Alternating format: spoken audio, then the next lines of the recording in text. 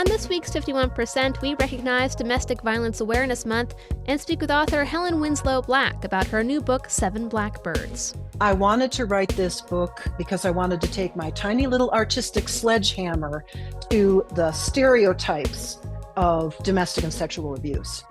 We also stopped by the University of Vermont, where Supreme Court Justice Sonia Sotomayor recently gave a talk about her life's work.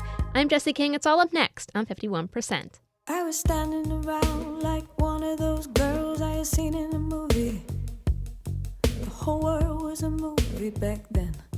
I had my sunglasses on, I wanted to be seen without seeing. Shy Lolita, I wasn't really in it. I didn't really get it. You're listening to 51%, a WAMC production dedicated to women's issues and experiences. Thanks for joining us. I'm Jessie King. October is Domestic Violence Awareness Month. Domestic violence is a frequent topic on this show, as it should be, because it impacts nearly 3 in 10 women in the U.S. Over the past few months, we've specifically spoken with lawyers about the technical aspects of divorcing an abusive partner, of filing for custody of your child, or asking for an order of protection. Our main guest today is focused on the emotional side of things. And to help people understand the emotional experience of domestic abuse, she decided to write a book about it. Helen Winslow Black is a public speaker and advocate for survivors of domestic violence based in the Pacific Northwest. Her new novel, called Seven Blackbirds, tells the story of a talented cellist, wife, and mother named Kim, who suddenly finds herself in an abusive marriage. Kim ultimately escapes with her young son and pursues a divorce from her husband, but as Black makes sure to point out, the story doesn't end there. Black says she wanted to chronicle the various stages of escaping abuse and life after it. Just a heads up to our listeners that this conversation obviously discusses domestic abuse, although not in graphic detail. If you or someone you love has been impacted, help is available 24/7 at the National Domestic Violence Hotline. Just text START to 88788. Alternatively, you can call 1-800-799-SAFE or visit thehotline.org.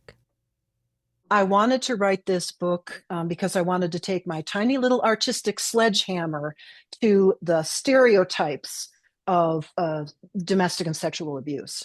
They make me angry, and the way I channel my anger is through quietly subversive methods.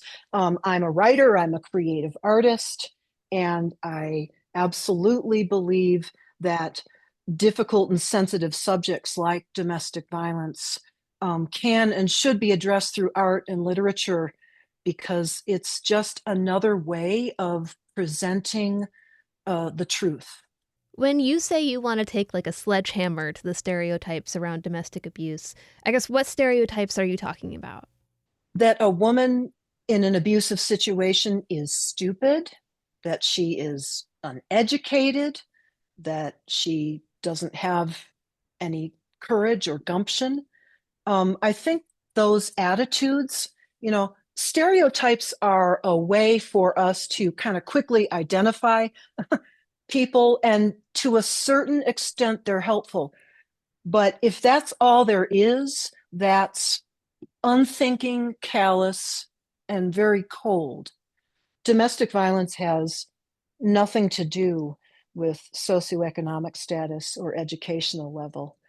It has to do with a woman falling into a situation, perhaps because she grew up that way, or perhaps because her partner has suddenly snapped, where she finds herself in a relationship where it's all about control, and she's an object of utility. Now, for a grown woman to fall into that kind of thinking, that's because she was raised, perhaps socially cultured, to think of herself as the lesser, or the peacemaker, the mediator, the person who's supposed to make everything right at home. If there's something wrong, maybe it's her fault. And that's social enculturation, and it also has to do with self-esteem and confidence, and that goes deep. That comes from very far back and long ago. It's some kind of an emotional wound that hasn't healed, that allows a woman to get into that situation. And again, it has nothing to do with her intelligence. And so that kind of stereotype has always made me a little mad. And so I wanted to write a book with a very intelligent protagonist. Your main character is a woman named Kim, and we know that she's a smart and capable person, like you just said. But tell me more about her. How does her world change, and how does she, as you say, I guess, fall into this abusive relationship? Well, she's been married for some time when she has a child, and it was a planned baby. But when she has the baby, her husband falls apart. And this is all the more shocking to her because she thought she knew him. They've been together for a number of years. And I wanted that to be the case because I wanted that to be a difficult situation for her. And then the reader has to go along with her in that situation. So her husband becomes abusive, and she's in shock. At first, she's in some denial. She minimizes. She goes through all the steps that a woman in that situation does. And then finally, she reaches out through a hotline to talk to somebody about it. And that's the beginning of her journey. And that's how it usually often starts, because sometimes it's very difficult for people to talk to their mother or their sister or a friend. They need to talk to somebody in a way that they don't know, perhaps in a kind of an anonymous fashion. But she reaches out and talks to somebody on a hotline. Now, the title of the book, if I can, it's leading me to the title of the book. The title of the book, Seven Blackbirds, Jesse, it's a nursery rhyme. It's a Mother Goose counting rhyme. 7 blackbirds in a tree, count them and see what they be. 1 for sorrow, 2 for joy, 3 for a girl, 4 for a boy, 5 for silver, 6 for gold, 7 for a secret never to be told. She reads that rhyme to her baby son over and over again. And about halfway through the book is her real turning point. She has reached out to a counselor. She has left the home. She has filed for divorce. She's struggling as a single mom to raise her baby. And she reads this rhyme over and over. And finally, at the right moment, for her psychological equilibrium, that last line really hits home for her. 7 for a secret not to be told. That stands for the culture of shame and secrecy that surrounds domestic violence happening in your home. You should be embarrassed about it. 7 for a secret never to be told. And when she reads that line, it hits home with her, and she realizes there are even more secrets that she has not unburdened herself of with regard to the violence her husband has wreaked upon her. And she realizes she has to come out with that. She has to tell her secret. And so she ends up telling her very best friend. She brings it out. And so the point of that title is that emotional trauma cannot be healed unless it is acknowledged and unless all of it is acknowledged. And that's what's really difficult for recipients. I don't like to use the word victim. That's what's really difficult for recipients of domestic abuse to come up and out with. And so I wanted to make that very poignant and bring that point home. What you're saying reminds me of something that I've heard multiple times from speaking to advocates over the years, speaking of stereotypes. So often when people experience domestic abuse, it can take multiple attempts to leave. And then there's that kind of hurtful question you may get from people who don't understand your situation. They might ask, why didn't you just leave? Or something to that effect. And really, there's so many reasons why it's difficult for survivors to just up and go.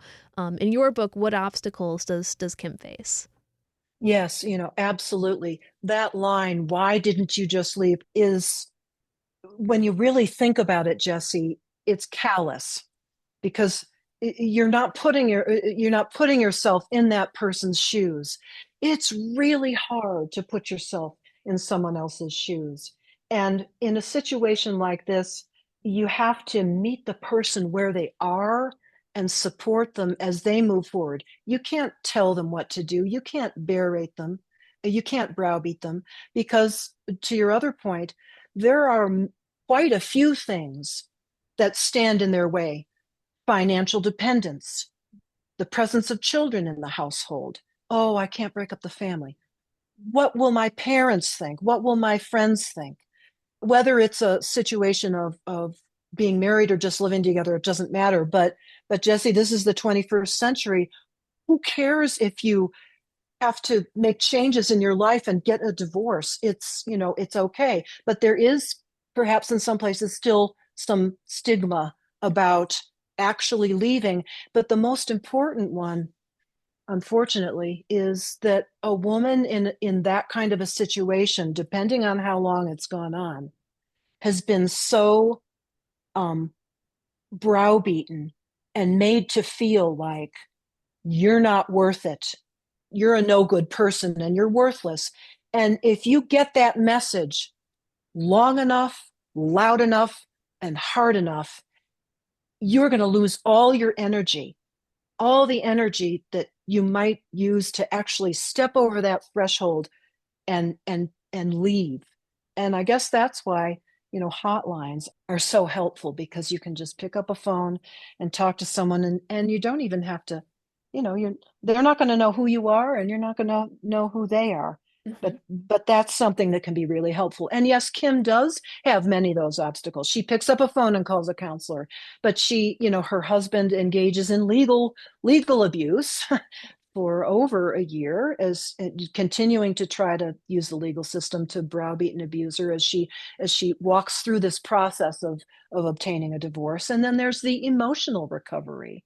The abuse through lawfare hampers the ability to emotionally recover from an abusive situation, especially if you are in financial straits or trying to take care of a baby, as she is.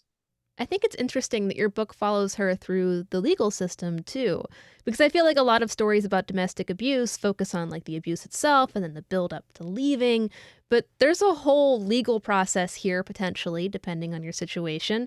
And when you're dealing with someone who is abusive, it often doesn't unfortunately go away when you leave. So to see her navigate the court system was interesting as well. Yes, and I really wanted to bring that out, Jesse. I'm glad you brought that up. I didn't just want to write a book about a person getting out of a situation. I wanted to write about what happens when she does leave. How does that go? And because there's two things. There's the emotional recovery, and then there's the legal process.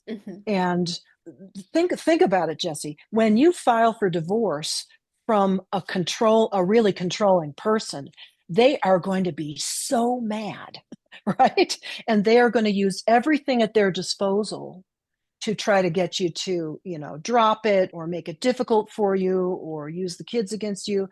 You have taken steps to change your world, and you've changed their world too. And all of a sudden, they are full of fear and anxiety because they've lost control.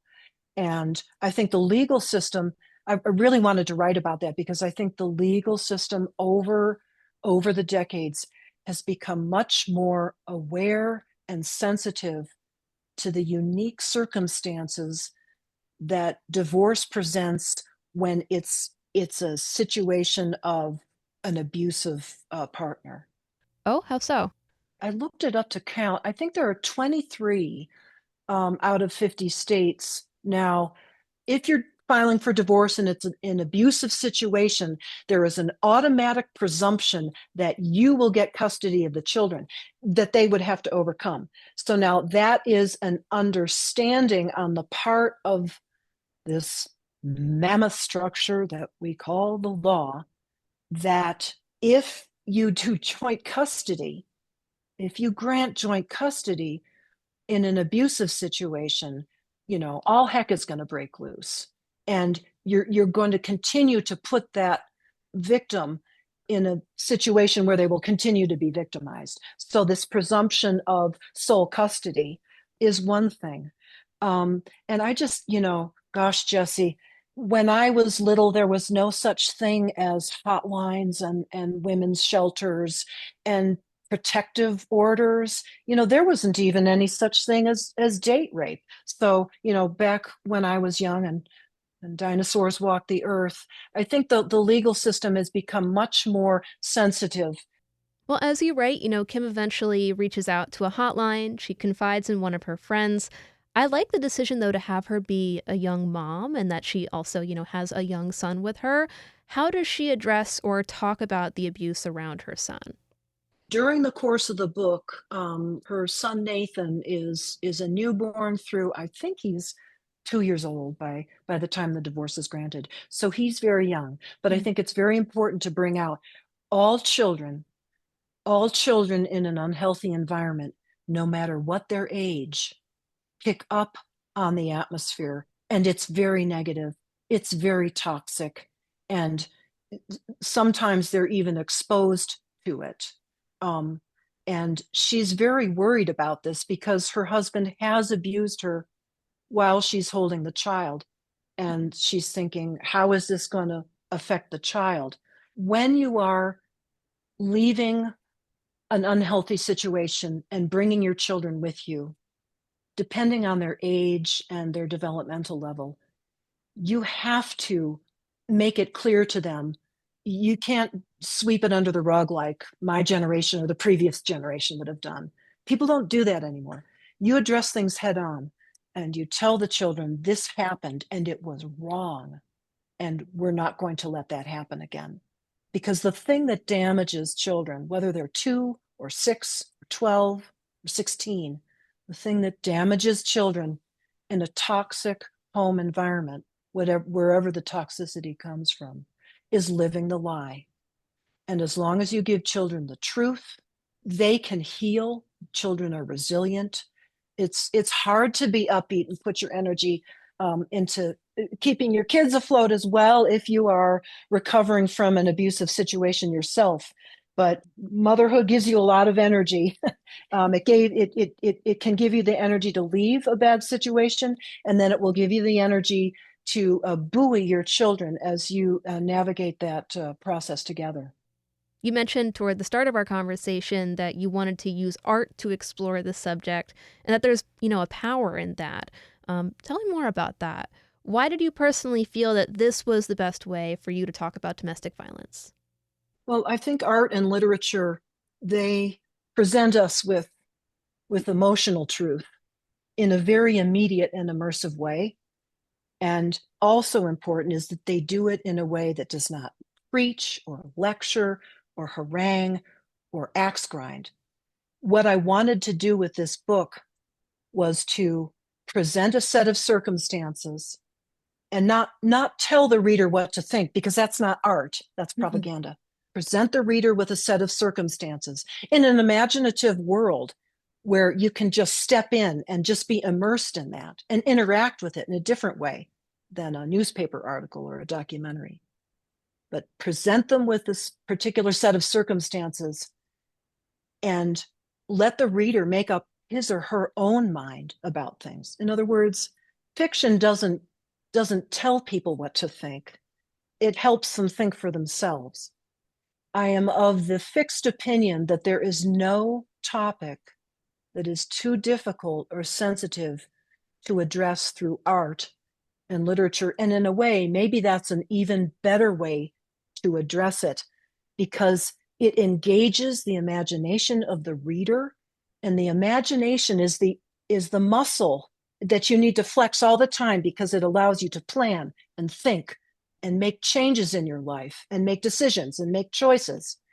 That's the thing that helps you do that. It's like that Coldplay song, Every Teardrop is a Waterfall. There's a line in it, I'm in the space between the two trapezes. What gets you across that space? Your imagination. It's the bridge between the present and the future. I'm trying to present the reader with some ideas. They'll make decisions for themselves, but they will learn and grow along with me, the author, and along with the main character, and hopefully have a fresh perspective on life. I think that's great. It really does. It puts you in the situation, basically. It encourages you to think about what you might do similarly or differently, even as you're learning along with the protagonist. Right. It's not about statistics. I mean, I can reel off statistics, probably not as well as other guests on your show who are professionals in those social service areas. I can reel off statistics too, but that's kind of not where I'm at. I want to address people's hearts, because I think you think with not just with your head, but with your heart. Helen Winslow Black is a public speaker and advocate for survivors of domestic violence and the author of Seven Blackbirds. It's out now through 4 Elk Press. And again, if you or someone you love has been impacted by domestic violence, help is available at the National Domestic Violence Hotline. You can reach them 24/7 at 1-800-799-SAFE or by texting START to 88788. Helen, thanks so much for taking the time to speak with me. I really appreciate it. Well, thank you, Jessie. It's a privilege and a pleasure. And let's make sure to remind everyone that October is National Domestic Violence Awareness Month. That's just something to think about.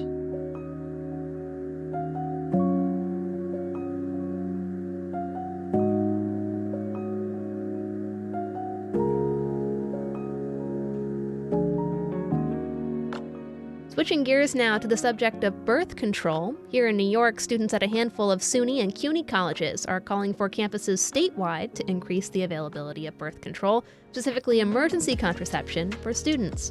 Emergency contraception, more commonly called the Plan B pill, is taken in the days after unprotected sex to help prevent conception. You can often buy it at the drugstore, but since last year, students at Binghamton University have been able to get it 24/7 via an on-campus vending machine. Junior Chinamaram Amenagu says she wants to see other colleges follow suit. Having that vending machine at the bottom of our Bardo library increases the hours of access, and it adds to that privacy and anonymity aspect that college students desire. Because it can be embarrassing to ask for contraception at times, and students here like having this access, and we just want to make sure that we can do the same for students at other campuses across the state. I advocate with the Birth Control Access Project because they support young people like me across the state to improve access to contraception. In today's society, with the influx of misinformation and stigma and the intensifying culture war on birth control, we are doing the work that is needed right now, which means talking to our friends and our classmates about the facts about birth control, that it is safe and effective, and people have the option to find the best type of birth control for them. So this is about more than just emergency contraception and vending machines. It's about increasing the awareness and access broadly. Amenagu says students will be rallying and hosting events on the subject throughout the fall semester. Other students taking part in the campaign are at the University at Buffalo, SUNY Geneseo, and multiple schools in the City University of New York.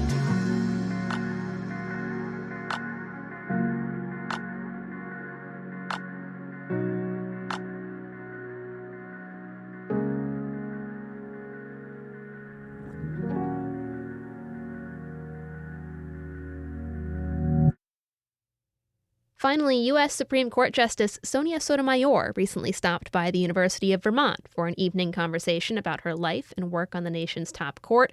The event, moderated by University of Vermont President Marlene Tromp, was highly attended with a high level of security. No recording was allowed inside, but WAMC's Pat Bradley was there to take notes and talk with attendees. The event was part of UVM's Patrick Leahy Honors College 2025 Leahy Public Policy Forum, and the Ira Allen Chapel was packed with people waiting to hear from Sotomayor, who came to the bench in 2009 after being nominated by President Barack Obama. Philosophy and anthropology junior Curtis DiNapoli said he is worried about decisions being issued by the U.S. Supreme Court. I wanted to hear Sotomayor speak. I think she's a very impactful woman on our country, and I think we're on a very concerning path. I think she's a very important figure in trying to correct us from that downward slope. Fairfax resident and UVM Center on Disability and Community Inclusion Director Jesse Suter said a series of decisions from the Supreme Court are whittling away fundamental freedoms and putting our democracy at risk. He praised Sotomayor's dissent in many of those rulings. I would love some hope. She's been courageous, and I'm unsure what else she can do from her position. So I'm expecting her to challenge us with some more ideas for how we can support her she can't fix it alone. The event began with comments from college and Vermont officials, including Republican Governor Phil Scott, who quipped that tickets for the event sold out quicker than a Taylor Swift concert. He recalled a National Governors Association workshop he attended featuring Sotomayor and her fellow Justice Amy Coney Barrett, and how Sotomayor set the tone for that conversation. As the justice came to the stage, the audience rose with resounding applause and cheers. The first question focused on Sotomayor's memoir and mentoring. She said too many people are embarrassed to say they don't know something, but throughout her life, people were always there for her, and the greatest key to her success has been to ask questions and seek help. When UVM President Marlene Tromp asked Sotomayor how she finds the fortitude to press on past challenges, Sotomayor responded that if you spend too much time worrying about what will happen, you won't do anything. If you get something wrong or fail, you can learn from it and change course. Later in the conversation, Sotomayor said we are in a difficult time in American history. But while people should be worried, she said we should not throw up our hands, because if you don't believe you can change things, then we are lost. She also criticized current federal immigration policies, noting that if we lose the understanding that America was built on immigration, then the country is lost. Her parting advice? Put your heart and passion into what you do. Every time you are disappointed, take time to cry a bit, and after grieving, get up and start again. Sotomayor received a standing ovation and cheers as she concluded. Psychology sophomore Maya Varaglu found Sotomayor's comments inspiring. I thought it was amazing. I was really impressed with the questions that were asked, and I just thought it was really amazing to get to see her speak on stage, and I thought her advice was really thoughtful and helpful. Earlier in the day, Sotomayor met with 3rd, 4th, and 5th grade students from Burlington, Winooski, and Charlotte. Dean of the College of Education and Social Services, Katie Shepard, says the children were captivated. She answered questions that the kids had prepared ahead of time, and then she invited them to ask spontaneous questions, and that was just really fun. And she told great stories from her childhood and how she became a lawyer and then a judge, and just like tonight, she shared a lot of wisdom with the kids, and they were transfixed. And I think they will remember some of the things she told them. As she was leaving, all 75 of them tried to hug her at once. I'm Pat Bradley, WAMC News. Thanks for listening to this week's 51%. 51% is a national production of WAMC Northeast Public Radio in Albany, New York. It's produced and hosted by me, Jesse King. Our associate producer is Madeline Reynolds, and our theme is Lolita by the Albany-based artist Girl Blue. Just a reminder that you can listen to 51% anytime at WAMCpodcast.org or wherever you get your podcasts. And you can stay in the loop on all of WAMC's shows by signing up for our weekly newsletter, Airwaves, at WAMC.org. We hope you'll join us next week. Until then, I'm Jesse King for 51%. I was every single girl, I was nobody else, I was so sure of myself. I was 15 and a half, he was a hollow laugh, and I lost my cool.